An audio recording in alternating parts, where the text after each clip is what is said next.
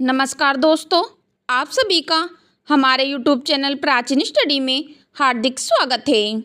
दोस्तों, आज इस वीडियो के माध्यम से हम आप सभी को बताएंगे रामायण के सच होने के 20 सबूत जो आज भी जिंदा हैं। दोस्तों, भारत की इस धरती पर अलग अलग कालों में त्रिदेव ब्रह्मा, विष्णु और महेश ने अपने अलग अलग अवतारों में अधर्म और पाप का अंत किया है, जिसके बहुत से परिणाम इस भारतीय धरती पर आज भी देखने को मिलते हैं। सतयुग काल में सृष्टि के पालनकर्ता विष्णु ने मानव अवतार श्री राम का रूप लेकर इस भारत भूमि पर जन्म लिया था। श्री राम के जीवन काल के पूरे घटनाक्रम का विवरण वाल्मीकि के द्वारा रचित हिंदू ग्रंथ रामायण में देखने को मिलता है। दोस्तों, भगवान श्री राम हिंदुओं के आस्था से जुड़ी एक कल्पना मात्र नहीं है। कई लोगों को आज भी रामायण काल के वास्तविकता पर विश्वास नहीं होता है और वो रामायण ग्रंथ में वर्णित सभी घटनाओं को काल्पनिक चित्रीकरण में व्यक्त कर देते हैं। लेकिन क्या आपको पता है कि वैज्ञानिकों के अध्ययन के आधार पर सिद्ध हो चुका है कि रामायण में दर्शित सभी घटनाएं सत्य हैं और रामायण के सबूत के आधार पर इसकी पुष्टि की जा चुकी है। दोस्तों, इस लेख में हम आपको रामायण के उन जिंदा सबूत के बारे में बताने वाले हैं जिन्हें जानने के बाद आपको भी श्री राम के अस्तित्व के होने का परिणाम मिल जाएगा। आइए तो दोस्तों जानते हैं रामायण के सच होने के 20 सबूत। दोस्तों, रामायण और राम आदिकाल से लोगों के भक्तिभाव का केंद्र बने हुए हैं। रामायण के अनुसार भगवान श्री राम ने अधर्मी रावण को मारकर एक कुशल राष्ट्र और धर्म की स्थापना की थी। जैसे इस धरती पर बहुत से लोगों की अंधा आस्था श्री राम के प्रति झलकती है, तो बहुत से लोग ऐसे भी हैं जो राम के जन्म और रामायण के घटनाक्रम पर कई सवाल करते हैं। उन्हें रामायण काल की कुछ अद्भुत कथाएं काफ़ी आश्चर्य करती हैं और इन पर विश्वास नहीं कर पाते। तो चलिए दोस्तों, आपको रामायण के सबूत बताते हैं। दोस्तों, नंबर 1, अयोध्या का हनुमानगढ़ी। माना जाता है कि श्री राम की प्रतीक्षा हनुमान इस स्थल पर करते थे। राम निवास अयोध्या में एक प्राचीन हनुमान मंदिर है जिसे हनुमानगढ़ी के नाम से जाना जाता है। कहा जाता है कि लंका विजय के बाद भगवान श्री राम ने हनुमान जी को यह जगह रहने को दिया था, जिसके कारण इसे हनुमान जी का घर भी कहा जाता है। दोस्तों, मान्यता है कि श्री राम के दर्शन के पूर्व अयोध्या में श्री हनुमान जी के दर्शन हनुमानगढ़ी में करने से मनोकामना जल्दी पूरी होती है। रामायण में भी हनुमानगढ़ी का उल्लेख किया गया है। दोस्तों, नंबर 2, हनुमान जी के विशाल पद चिन्ह। रावण द्वारा सीता हरण के बाद जब हनुमान जी माता सीता की खोज में श्रीलंका पहुंचने के लिए समुद्र को पार करने हेतु एक विशाल रूप धारण किए, तब उनके विशाल पद चिन्ह के छाप श्रीलंका के स्थान पर अंकित हो गए। यह भी रामायण के साक्ष्य को दर्शाता है। दोस्तों, नंबर 3, सांप के समान सिरानुमा गुफा। रामायण के अनुसार रावण द्वारा सीता का अपहरण करके श्रीलंका में सबसे पहले एक गुफा में रखा गया था। इस गुफा का शीश और इसके चारों ओर नक्काशी कोबरा सांप की तरह दिखाई देता है।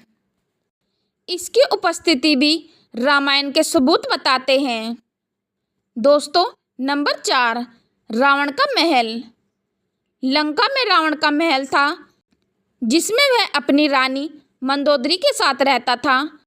हनुमान जी ने अपनी पूंछ से रावण की इस विशाल सोने की लंका को जला दिया था, जिसके जले हुए अवशेष आज भी श्रीलंका में देखने को मिलते हैं। दोस्तों, नंबर 5, अशोक वाटिका। रामायण ग्रंथ के अनुसार माता सीता को अपहरण के बाद जब माता ने लंका में जाने से मना कर दिया, तब रावण ने लंका की अशोक वाटिका में उन्हें रखा था। अशोक वाटिका में व्यापक मात्रा में अशोक वृक्ष थे। यहीं पर एक वृक्ष के नीचे माता सीता रहती थी। इस जगह को अब सीता एलिया नाम से जाना जाता है, जो वर्तमान में श्रीलंका में स्थित है। दोस्तों, नंबर 6, गर्म जल के कुएं। रामायण में बताया गया है कि रावण ने अपने दानवीय शक्तियों के परिणाम के लिए लंका में गर्म जल के कुएं बनवाए थे। इससे गर्म पानी निकलता है, जो आज भी श्रीलंका में देखने को मिल जाएंगे। दोस्तों, नंबर 7, राम सेतु का निर्माण। भारत से श्रीलंका की ओर के लिए राम और उनकी सेना ने पत्थरों को समुद्र में फेंककर राम सेतु का निर्माण किया था। इस राम सेतु पुल की सहायता से सभी वानर सेना लंका में प्रवेश कर पाए थे। कहा जाता है कि जिन पत्थरों से राम सेतु पुल बनवाया था, वह पत्थर आज भी समुद्र में तैरते हुए दिखाई देते हैं, जिसमें श्री राम का नाम लिखा हुआ है। नासा ने भी अपने एक शोधन के बाद बताया है कि यह राम सेतु मानव द्वारा निर्मित है। दोस्तों, नंबर 8, द्रोणगिरी पर्वत। रामायण की कथा में उल्लेख किया गया है कि लक्ष्मण और मेघनाद के युद्ध में मेघनाद के बाण से लक्ष्मण मूर्छित हो गए थे। उनका बचना लगभग असंभव माना जा रहा था।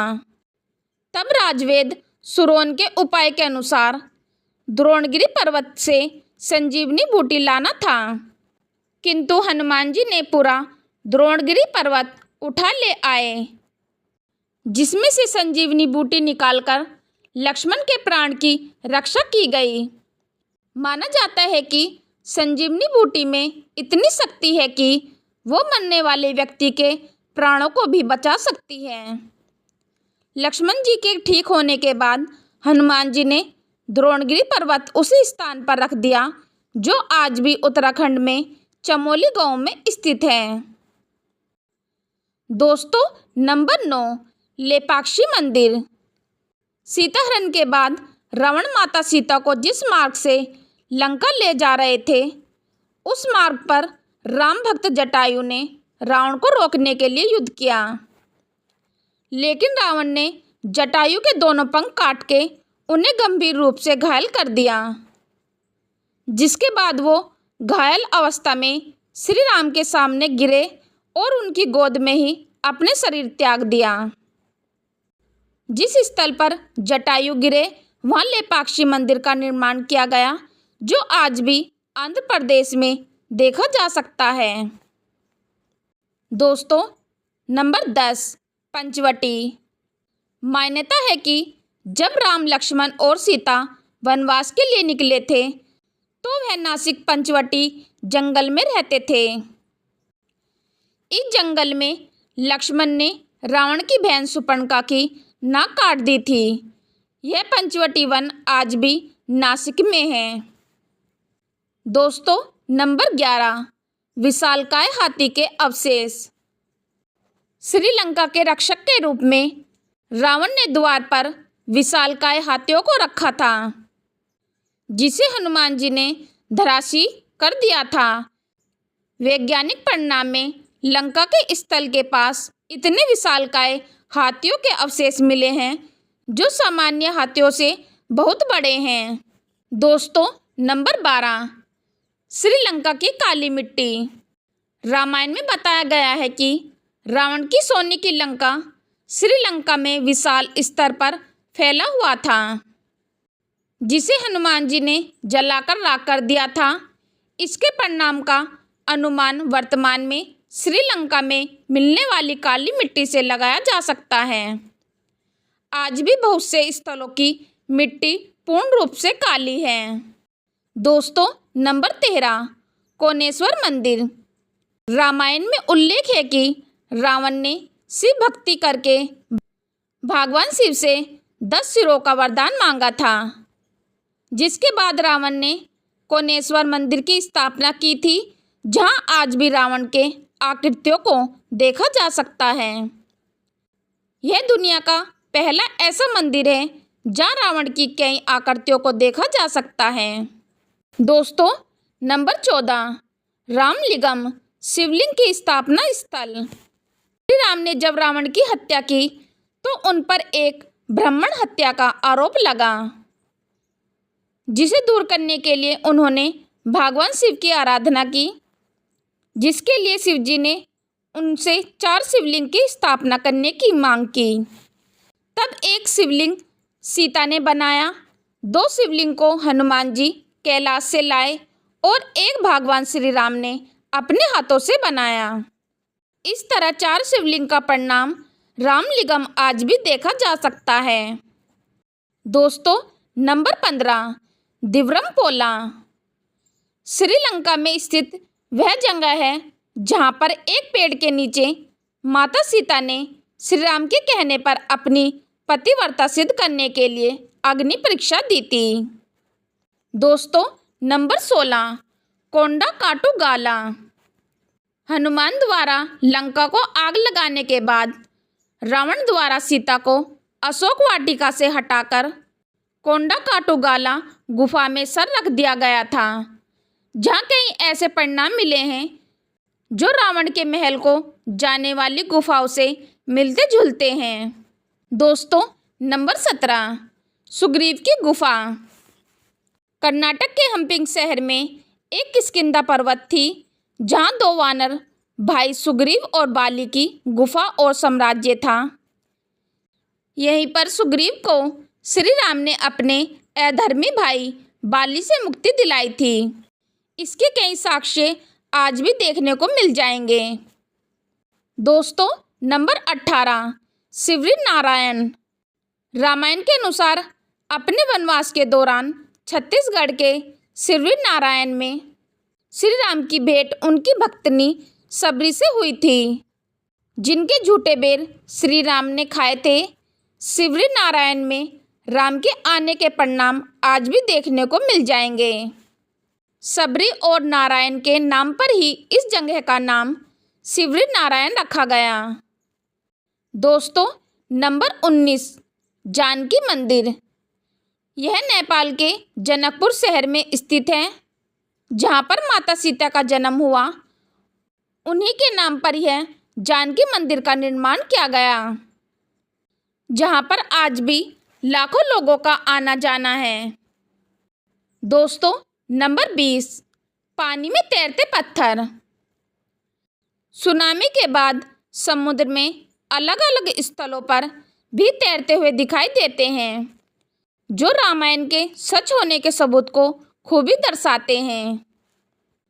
दोस्तों, रामायण के इन सबूतों को जानने के बाद आपको यकीन हो गया होगा कि रामायण के जिंदा सबूत आज भी इस धरती पर उपलब्ध हैं।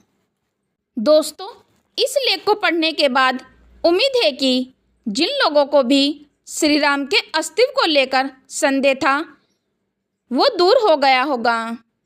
रामायण के सबूत को पढ़ने के बाद आपके हृदय में भी हिंदू धर्म और श्री राम के प्रति आस्था जागृत हो गई होगी। दोस्तों, उम्मीद है कि आपको रामायण के सच होने के 20 सबूत पसंद आए होंगे।